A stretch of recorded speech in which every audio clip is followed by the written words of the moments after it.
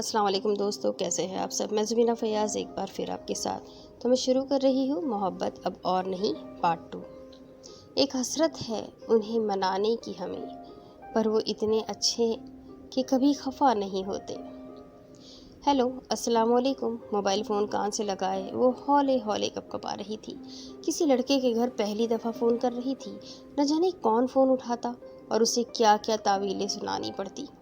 وعلیکم السلام، نسوانی آواز نے مصروف سے انداز میں جواب دیا۔ میں پاکیزہ بات کر رہی ہوں، مجھے آفتاب سے بات کرنی ہے۔ وہ 2-3 دن سے اسکول نہیں آ رہا تھا، اس کا پتہ کرنا تھا۔ پاکیزہ نے کال کرنے کا رٹا ہوا سبب ایک سانس میں بتا دیا، لیکن دوسری طرف سے اسے کوئی جواب نہ ملا۔ شاید انہیں کوئی دلچسپی ہی نہیں تھی۔ البتہ آفتاب کو 2-3 آوازیں دے دی گئی تھی۔ وہ کھانستا ہوا فون کے پاس آیا۔ ہیلو، آفتاب کی بھیگی سی آواز اسپیکر پہ ابھری۔ ہیلو، میں پاکیزہ بات کر رہی ہوں۔ تم اسکول نہیں آ رہے تھے، سوچا پوچھ لوں۔ وہ معافی مانگنا بھول گئی، اس کے خیال میں کال کرنا ہی بہت بڑی بات تھی۔ اب تو میں بالکل ٹھیک ہو گیا ہوں، مجھے یقین نہیں آ رہا تم نے واقعی مجھے فون کیا ہے۔ تم کیسی ہو؟ آفتاب کی بھیگی آواز میں بشاشت جھلکنے لگی۔ اس کے لیے پاکیزہ کا فون کرنا اتنا ہی اہمیت رکھتا تھا۔ ٹھیک ہوں، پاکیزہ کا مروتاً یک لفظی جواب تھا۔ تم نے حمزہ سے نمبر لیا، اس نے مجھے بتایا تھا، لیکن مجھے یقین نہیں تھا کہ تم کال کرو گی۔ میرا دل خوش ہو گیا ہے۔ کاش میں تمہیں بات کرتے ہوئے دیکھ سکتا، تمہارے ایکسپریشنز نوٹ کر سکتا۔ وہ چپکنے کی کوشش کرنے لگا۔ پاکیزہ کو ڈر سا لگا کہ اگر اس کے گھر میں کسی نے اسے یہ سب بولتے سن لیا تو۔ یہی سوچ کر اس نے بات ختم کرنے کی کوشش کی۔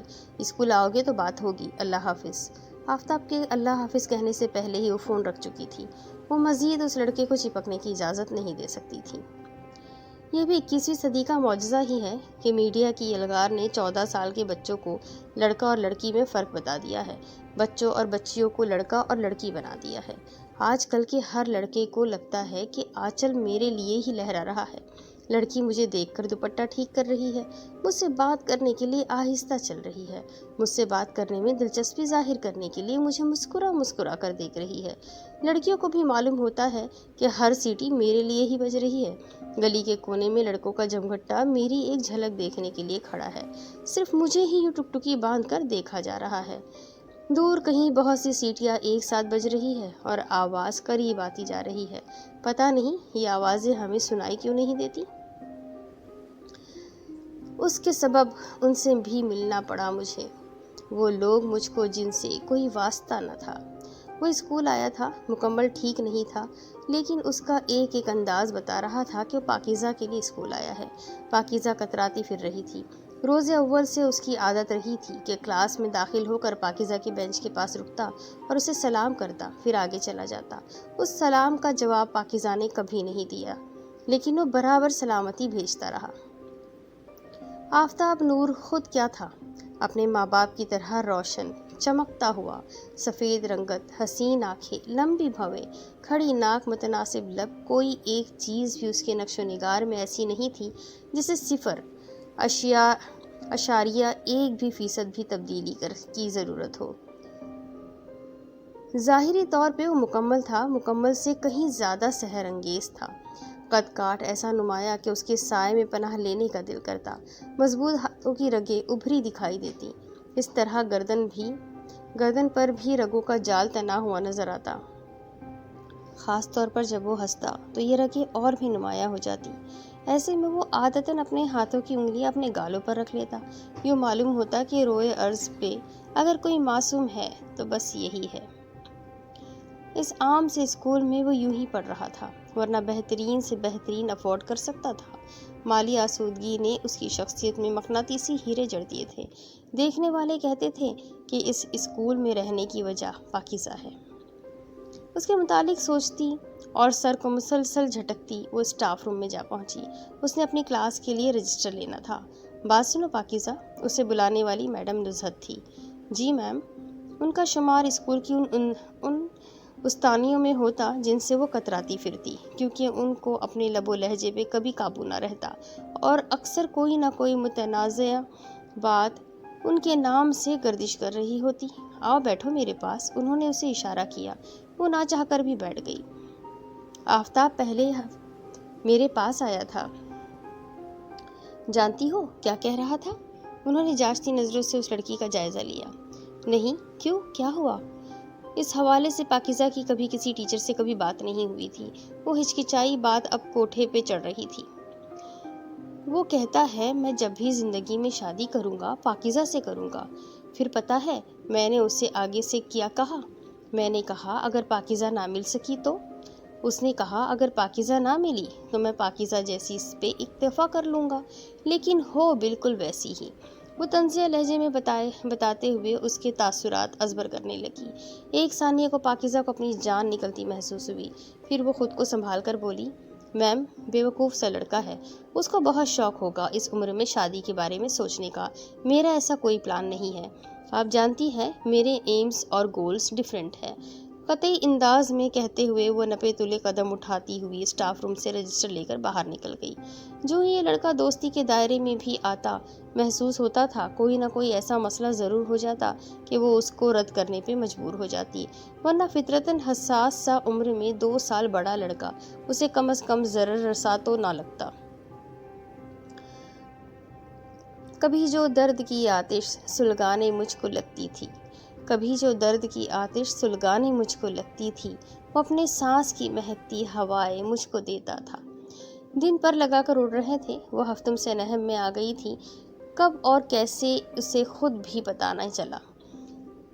گلی محلے کے پرائیویٹ اسکول کی اکھڑی دیواروں پر بہت سے نام کندے ہوئے تھے۔ اس نے خود اپنی کلاس کے تقریباً ہر ڈیسک پہ اے لوز پی لکھا دیکھا تھا۔ وہ اگنور کر رہی تھی، اسے یہی کرنا تھا۔ وہ گھر جا کر پھپھو کو بتا تو دیتی، لیکن ساتھ کیا سمجھاتی؟ انہیں تو اب اپنی سمجھ بھی نہیں آتی تھی۔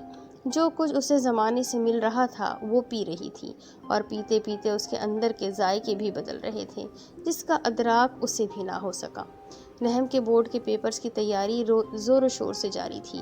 سبھی بچے اچھی سے اچھی جگہ ٹیوشن پڑھنے جا رہے تھے۔ وہ کسی بھی ٹیوشن کے بغیر بلا کی پر اعتماد تھی، لیکن ٹیچرز کا بار بار کا ڈرانا اس کے لیے وبال جان بن گیا تھا۔ 8ویں میں بھی بورڈ کے پیپرز نہیں ہوئے تھے، ورنہ وہ تسلی میں ہوتی اور ان کو ہوا نہ سمجھتی۔ اب ہوا سمجھ کر بوکھلائی سی رہنے لگی تھی۔ پاکیزہ، آپ کس کے پاس پڑھتی ہو؟ سر اسد نے اس سے کلاس میں پوچھا۔ سر، خود ہی پڑھ لیتی ہوں، اس نے آرام سے جواب دیا۔ حیرت انگیز بات ہے، ادھر تو بچے اتنی مہنگی اکیڈمیز میں پڑھ کر بھی یاد کر کے نہیں آ پاتے، اور آپ تو ماشاء اللہ بہت اچھا یاد ہوتا ہے آپ کو۔ کتنا وقت دیتی ہو پڑھائی کو؟ انہوں نے دلچسپی سے کہا۔ پاکیزہ کو ہنسی آ گئی۔ اسے کبھی پڑھائی کو وقت دینے کی ضرورت نہیں پڑی تھی۔ وہ صرف ذہین نہیں تھی، بلکہ غیر معمولی طور پر ذہین تھی۔ اسکول میں تفریح کے دوران ہی وہ اپنا سبق یاد کر لیا کرتی، اپنی ہوم ورک والی کاپیاں کھول کر بینچ کے اندر رکھا کرتی، جو ہی وقت ملتا اپنا لکھنے والا کام اسکول میں ہی مکمل کر لیتی۔ ایسا بہت ہی کم ہوتا کہ وہ اسکول سے گھر جا کر بیگ بھی کھولے۔ جس وقت اگلے دن بچے اسکول میں سبق کی دہرائی کر رہے ہوتے، وہ ٹیچر کے پاس کھڑی ہو کر انہیں سنا رہی ہوتی، کیونکہ اسے تو اسی وقت یاد ہو جایا کرتا جب اساتذہ کلاس میں پڑھایا کرتے تھے۔ وہ پینٹنگز کے لیے تیار خالی صفحے کے جیسی تھی، اس پہ جو رنگ بکھیرا جاتا وہ اسی کو منعکس کر دیتی۔ اگلے دن پھر دھلا دھلایا صفحہ لے کر اور رنگ جذب کرنے آ جاتی۔ پرانے رنگ تو نظر نہ آتے، لیکن وہ معدوم بھی نہ ہوتے، اس پہ رنگ یوں ہی رہ جاتے، رویوں کے رنگ، لفظوں کے رنگ اور لوگوں کے رنگ۔ سر، 1 گھنٹہ، مروتاً کوئی جواب تو دینا تھا، اس نے ذرا سوچ کر یہی جواب دے دیا۔ ایک ہم ہے 2 گھنٹے اکیڈمی میں دیتے ہیں، 3 گھنٹے گھر میں لگاتے ہیں، پھر بھی 2 صفحے یاد نہیں ہوتے۔ ایک یہ ہے، اللہ اس کا ذہن تھوڑا سا ہمیں بھی دے دیتا، اس کی تعریف کا موقع ہاتھ سے نہ جانے دینے والا آفتاب بھی ہو سکتا تھا۔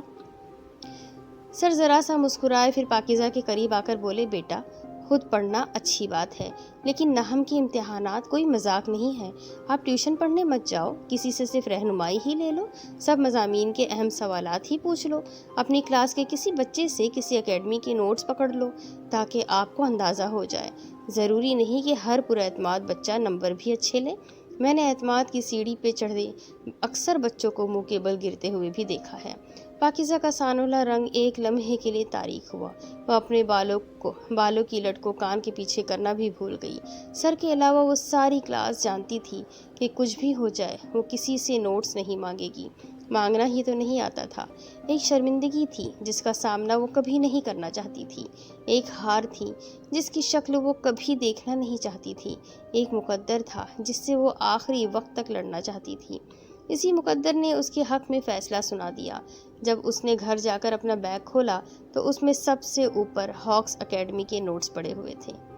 اسے مانگنا نہیں پڑا تھا، وہ شرمندہ نہیں ہوئی تھی۔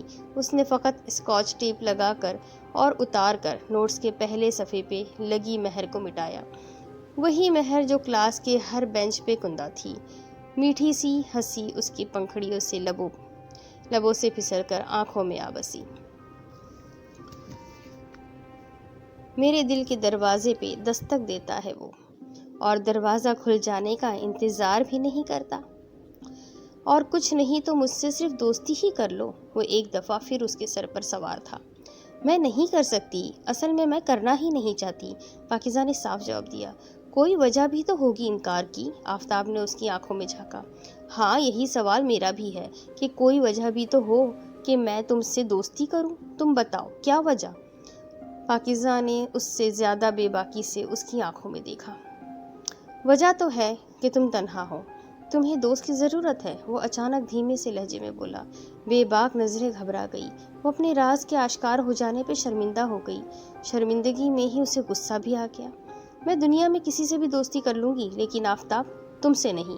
ہر رشتہ ضد سے نہیں جیتا جاتا۔ میں ضد نہیں کر رہا، میں درخواست کر رہا ہوں۔ آفتاب کا لہجہ بھیگنے لگا۔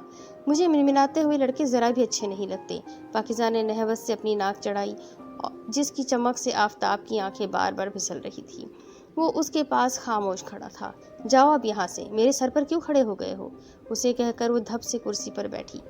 ٹپ، پاکیزہ کی آنکھ میں پانی کا قطرہ پڑا۔ وہ کمرے کی جگہ اسکول کے گراؤنڈ میں ہوتی تو کہیں سے بھی اسے اس قطرے کی امید کر سکتی تھی۔ حیرت انگیز تاثرات لیے نظریں اٹھائی تو معلوم ہوا وہ پانی کا قطرہ نہیں، آنسو تھا، جو آفتاب کی آنکھ سے نکل کر پاکیزہ کی پلکوں پہ اٹک گیا۔ ہر شے کا ساکت ہو جانا کسے کہتے ہیں، پاکیزہ کو اسی لمحے سمجھ آیا۔ اپنی دونوں مٹھیاں سختی سے بھیجے آستینوں کو موڑے ہوئے وہ یونانی حسن کا مجسمہ اس کے سر پر کھڑا، اس کے لیے، اس جیسی عام سی سانولی سی لڑکی کے لیے آنسو بہا رہا تھا۔ یہ ایسا ناقابل یقین منظر تھا کہ کھلی آنکھوں سے دیکھتے ہوئے بھی وہ اس پہ یقین نہیں کر پا رہی تھی۔ وہ جس کے مطابق وہ خود کچھ بھی نہیں تھی، جسے تب تک کوئی نہیں دیکھتا تھا جب تک وہ بولتی نہیں تھی، اس پہ وہ لڑکا فدا ہو گیا تھا جو حسین تھا، ارد گرد موجود لوگوں میں سب سے زیادہ حسین تھا۔ وہ سوچتی تھی بھلا سانولے رنگ پہ بھی کسی کی نظر جاتی ہے؟ اس سانولے رنگ کی دھان پان سی لڑکی کے لیے اپنی جسامت اور صحت سے 2 سال بڑا دکھائی دیتا لڑکا اپنا ضبط کھو بیٹھا تھا۔ پاکیزہ چاہتی تھی کہ کوئی آ کر اسے یقین دلائے کہ یہ سچ ہے، کوئی اسے چٹکی کاٹے تاکہ وہ یقین کرے کہ اس کے لیے بھی کوئی رو سکتا ہے، رونے والا بھی کوئی تو نہیں تھا۔ وہ تھا جس کی تعریف اساتذہ ہر وقت کرتے، جس کی گہری بڑی آنکھوں سے لے کر اس کے اٹھنے بیٹھنے کے انداز کو بھی اسٹاف روم میں ڈسکس کیا جاتا تھا۔ وہی پیکر حسن اپنا ایک آنسو اپنے گال پہ سجائے اور دوسرا پاکیزہ کی آنکھ میں ٹپکائے نمک کو گھلتے ہوئے دیکھ رہا تھا۔ پاکیزہ کے لب حیرت سے واہ ہوئے۔ اس سے پہلے کہ وہ کچھ بولتی، وہ مٹھیاں بھیجے بھیجے ہی مڑا اور کمرے سے باہر نکل گیا۔ نہم کلاس میں وہ اکیلی بیٹھی رہ گئی۔ کلاس کے سب اسٹوڈنٹس فزکس لیب میں تھے۔ اس کا رجسٹر کلاس میں تھا جس کو وہ لینے آئی تھی۔ اس کے پیچھے ہمیشہ کی طرح آفتاب نور بھی آیا تھا۔ اس کے جانے کے بعد پاکیزہ کو لگ رہا تھا آج اس نے آفتاب کو پہلی بار دیکھا ہے۔ سلگ رہا ہوں دھیرے دھیرے مگر کسی پہ آیا نہیں، وہ آگ دل میں لگی ہے جس میں تپش ہے لیکن دھواں نہیں۔ پھر یوں ہوا کہ موسم کے بدلنے پہ اعتبار آ گیا۔ آفتاب کی آنکھوں میں پاکیزہ کے لیے شناسائی نے جھانکنا بند کر دیا۔ وہ پہلے کی طرح بات کرنے کے بہانے نہ ڈھونڈتا، البتہ سلام کرنے کا معمول نہ بدلا۔ اگر کچھ بدلا تھا تو آفتاب کا جھکاؤ۔ اب وہ ہر چھوٹی بڑی بات کے لیے انمول کے پاس کھڑا نظر آتا۔ انمول کے چہرے پہ آفتاب کو دیکھتے ہی ہنسی آ جاتی۔ پاکیزہ نے اوپر سے اس سارے منظر کو سرسری لیا، لیکن اندر ہی اندر اس کے دل میں بھی اس بے توجہی نے اثر ڈالا تھا۔ وہ خاموشی سے بہتے تیل کی دھار دیکھنے لگی۔ कुछ दिन मजीद गुजरे। वो रंग जो आफताब के चेहरे पे आकर ठहरे थे अब अनमोल के चेहरे पे नक्श हो गए थे। वो इसी तरह मुरझाई थी जैसे उस दिन आंखों में आंसू लिए आफताब की चमक मांग पड़ी थी। अनमोल को कशिश का महू बनाकर बुरी तरह नज़रअंदाज किया गया था। उसके रजिस्टर के आखिरी सफ़हात पे उदास शायरी में इजाफा होने लगा था कि आफताब तो अब उसकी तरफ देखता भी नहीं था। वो हफ्ते बाद की बात थी कि आफताब कोमल के साथ तफरीह के दौरान बैडमिंटन खेलने लगा। वो दोनों हंसते हुए ग्राउंड की तरफ जाते। यूँ लगता बरसों पुरानी दोस्ती है। क्लास की बहुत सी आम लड़की आफताब नूर के साथ ग्राउंड में बैडमिंटन खेलते पूरे स्कूल की तवज्जो का मरकज़ बन गई।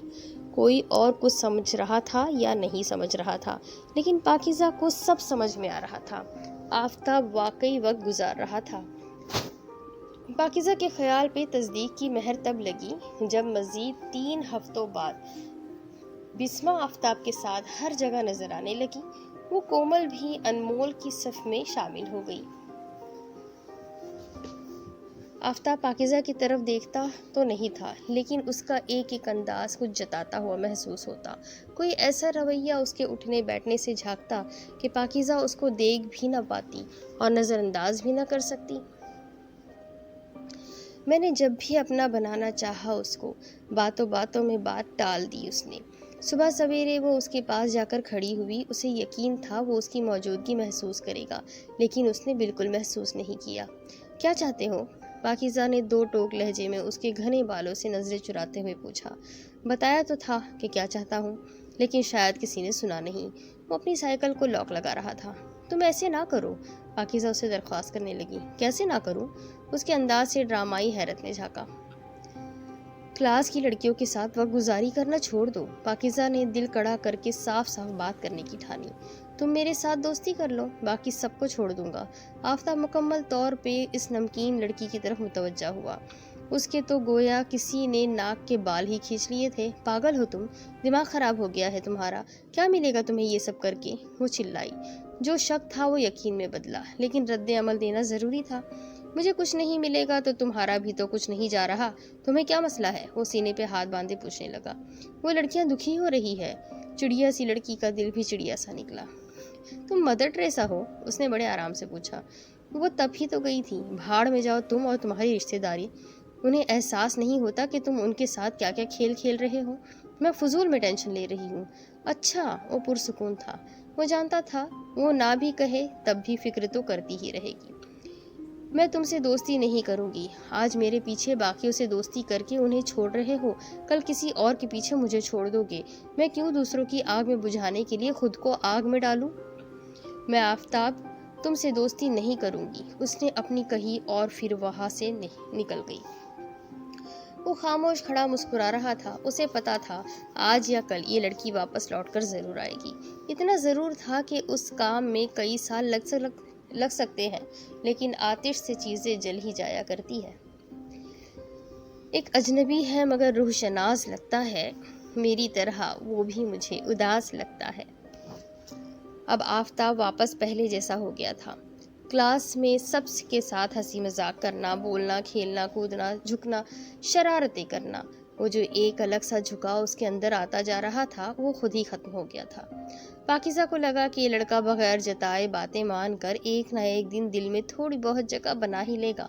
वो अपनी रौश पे कायम थी, ज़्यादातर नज़रअंदाज ही करती रहती। वो खुद उसके पास आने के बहाने ढूंढता, क्लास में सबसे पहले आ जाता, पाकीज़ा के साथ क्लास की नशिस्तें दुरुस्त करवा देता।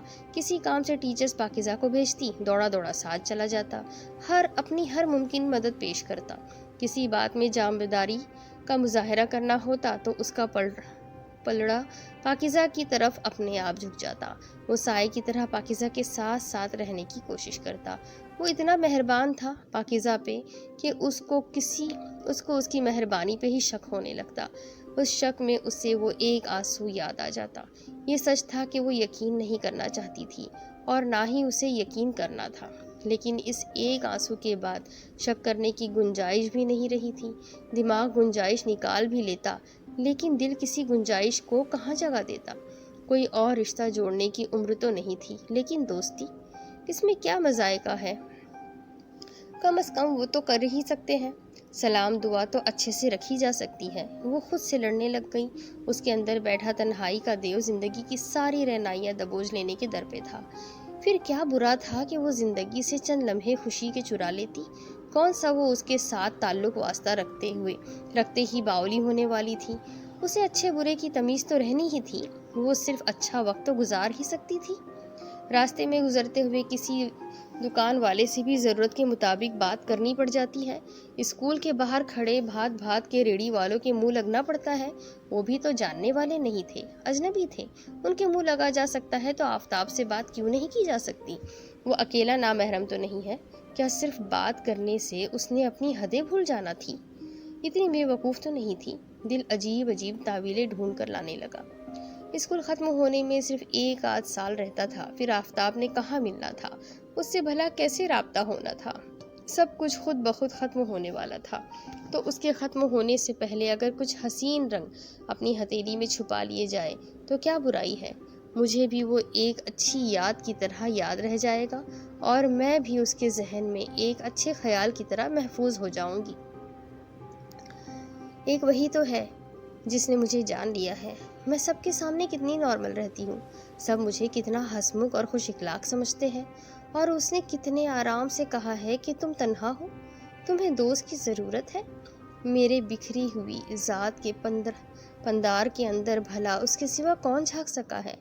میں اسے آئینہ بنا کر کچھ روز سنور سکتی ہوں، تو اس میں کیا برا ہے؟ آخر میں تو سب ختم ہی ہو جانا ہے۔ میں خود ہی سب ختم کر لوں گی۔ میں کون سا کوئی بیوقوف سی لڑکی ہوں؟ اچھی بھلی سمجھ ہے کسی انسان کے لیے اپنی زندگی تو تباہ نہیں کروں گی۔ ہاں یہ ٹھیک ہے، میں سب کچھ خود ختم کر دوں گی۔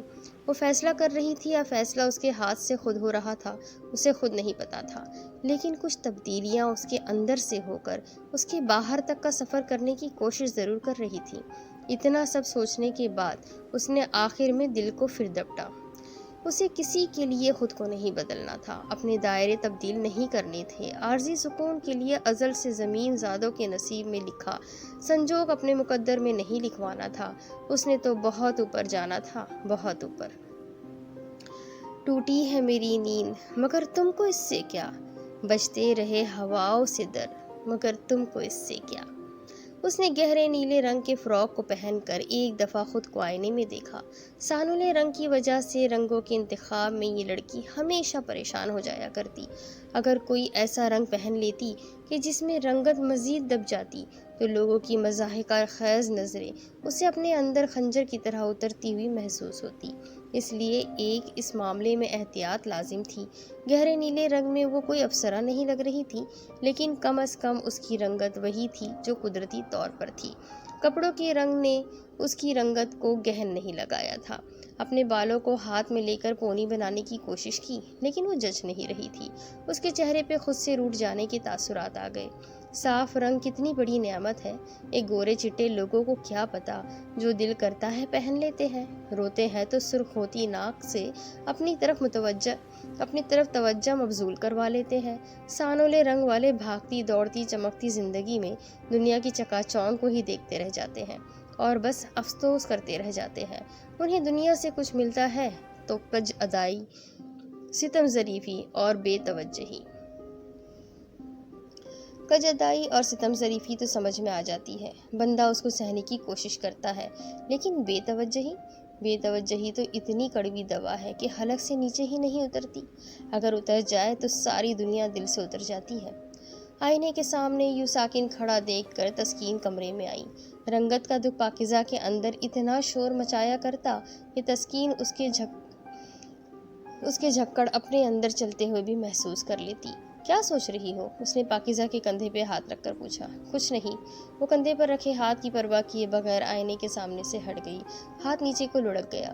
ظاہری رنگت کوئی اہمیت نہیں رکھتی، یہ رنگ تو کچے رنگ ہے۔